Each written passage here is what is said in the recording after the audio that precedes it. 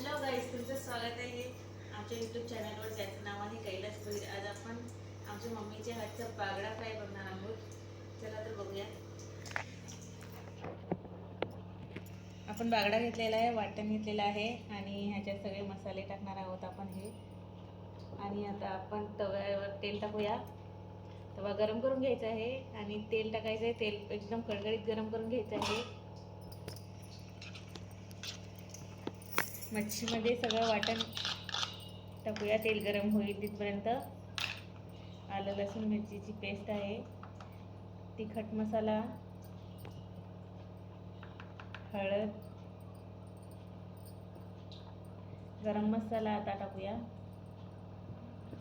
आणि चवीनुसार मीठ टाकूया. आता हे सगळं मिक्स करायचं आहे.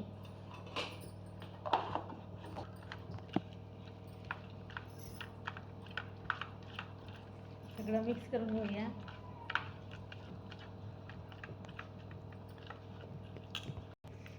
हे सगळं आता आपण छानपैकी मिक्स करून घेतलेलं आहे.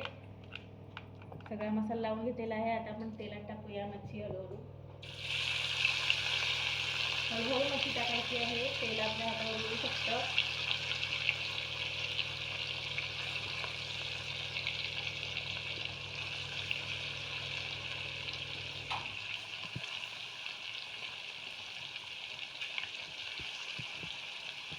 आपण सगळे मच्छी टाकलेले आहेत. ह्याला आता एका साईडने एकदम कडक फ्राय करून घ्यायचं आहे.